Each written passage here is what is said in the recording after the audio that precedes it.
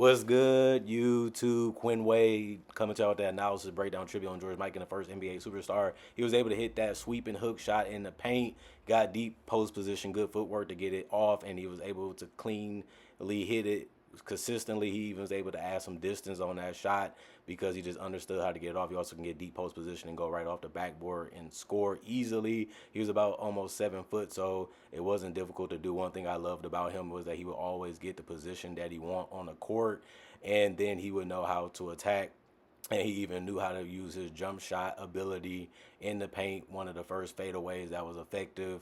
He was just so tall and so strong that he was able to clear enough space and separation to get it off. And plus, you wanted to play him for the hook sometimes too. So he surprised you when he was able to get his balance and hit the jump shot. Not only that, one thing that he also did well was the floater. He was one of the first people to have one of those under the free throw line. He was so long and so tall, and he could finesse it. Not only that, he can go off the backboard sometimes too if he rushed it. And he also was a decent rim protector, and he would get his blocks by coming out of nowhere, but he can also guard you face up and make things tough and difficult and try to make you finish around him or above him, and then he can catch you slipping doing that. Not only that, one thing he also did in his career, he was a great rebounder. They didn't really keep rebounding stats sometimes, but he was able to get 20 and 10 in his career, and he was able to do that before he retired. But he was relentless. He really wanted to fight. He really wanted to do whatever he could to make sure they got the boards, even if it was his own, and he would still be able to put it in sometimes. Also, not only that, he can get it from his teammates and also bank it in because he was just that effective in the paint. George Mikan is one of the revolutionary players in NBA history because he changed the rules. He helped get a shot clock invented because they tried to find a way to stop him because he was so hard to guard and so hard to defend and so hard to prepare for. And on top of that, obviously they widened the lanes in the paint to get him further away from the basket, and he still was able to play real well and still get to the free throw line. And he was a good free throw shooter for a big 70% to a season where he had at least 80% from the free throw line too. And then you look at it, he was the guy with the first NBA dynasty, being able to win five BAA slash, right now we call it the NBA championships in 1949, 1950, and they also won from 1952 to 1954. And he was also a two-time NBL champion in 1947 and 1948. He also got the MVP award in the NBL in 1948. Also, he was a four-time NBA All-Star in 1951 and 1954. He was also in NBA All-Star Game MVP in 1953, six-time All BAA NBA First Team from 1949 to 1954, two-time All NBL First Team 1947, 1948. He also was an NBL scoring champion in 1948 too. Three-time NBA scoring champion, led the league in scoring 1949 to 1951. He also became a rebound leader in 1953. He also was an NBA anniversary team in the top 25 players, top 35 players, top 50, and top 75 players of all time.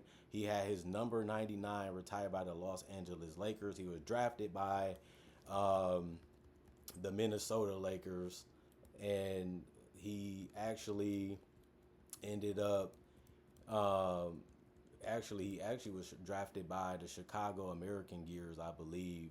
Then he was able to get to the Minnesota Lakers, aka Minneapolis Lakers. And not only that, he also was the two-time Helms Player of the Year, 1944, 1945. Sports News Player of the Year, 1945, a different time back then than it is now. Three-time consensus first team All American from 1944 to 1946, WPBT champion in 1948, two-time WBT MVP in 1946 and 1948, two-time All WPBT first team 1946, 1948, and he had his number 99 retired by the college DePaul Blue Demons in 1990. Not only that, he was able to score over 11,000 points, and he was able to average 22.6 points a game in all those different leagues and all those different things he was able to accomplish. He also was able to average, a good 23 points per game When you count the BAA and the NBA, that's about 10,000 points plus. He also was able to get 4,000 rebounds, and he averaged 13.4 for his last 5 seasons in the NBA. And he also got 1,000 plus assists, and that's because he averaged 2.8 for the BAA and the NBA. So this man has done a lot, and he has accomplished basically everything you could back then.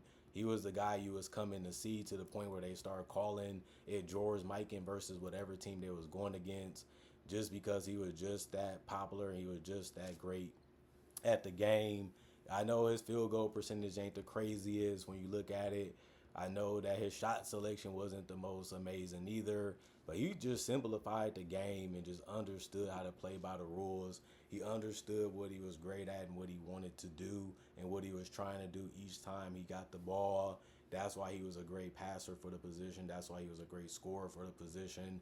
And that's why he was always in the right position, just because you have to look at it like, I'm not changing what made me great. I'm going to continue to do that. I'm going to continue to see if you can find a way to adjust to what I'm doing to slow me down or stop me.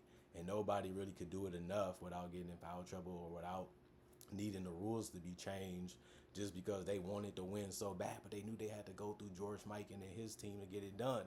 And this was a guy that would recruit people saying, "You're great. I want to play with you because you're great," and just be honest about it. And that's how he continued to get those teams. He didn't mind recruiting. He didn't mind putting his ego aside. He didn't mind putting his pride aside for the betterment of the NBA. He had other things like helping the NBA add the 3-point line. It's just so much things that he influenced and he changed when it comes to the NBA, how it is now. And it's the evolution that he seen when he played and still helped it evolve as a league in general.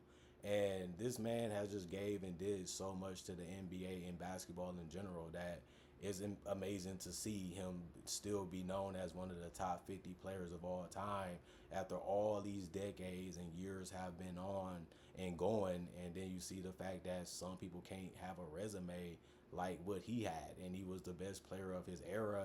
He helped his teammates get their job and do better and get easier shots and get easier possessions. He always had their back.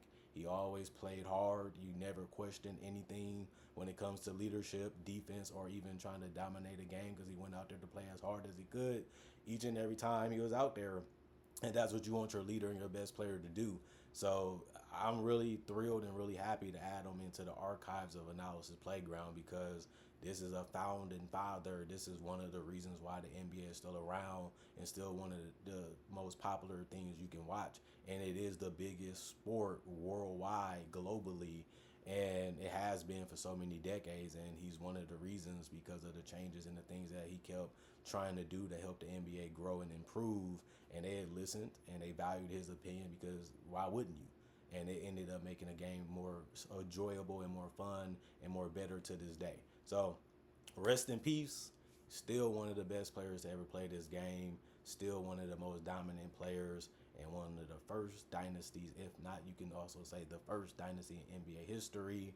And he really went on a run, and he had a lot of fun playing the game, and he had a lot of fun destroying his opposition.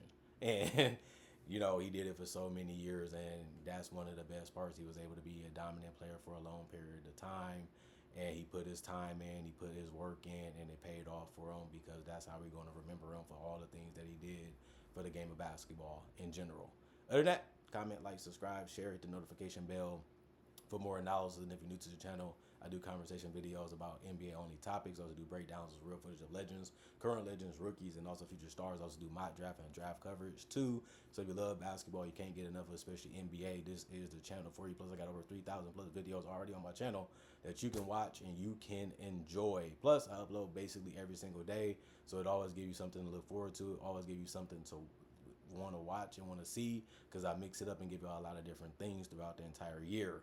So that should keep y'all fed, and that should keep y'all happy. Other than that, thank y'all for supporting me in the past. Thank y'all for supporting me in the present, still to this day. Hopefully y'all continue to support me in the future. Thanks for watching. Thanks for making time for me. Thanks for caring about what I have to say and what I think about this game and just in general. And thanks for everything that y'all have done for me so far as fans and as supporters. Other than that, thank y'all also for appreciating the content for what it is. Got more on the way. Got a whole lot of different things coming by the end of this year if it's meant for me to see it. And other than that, I can say y'all stay blessed up. Peace out. See y'all when I see y'all. And hopefully I got another video for y'all tomorrow if it's meant to be.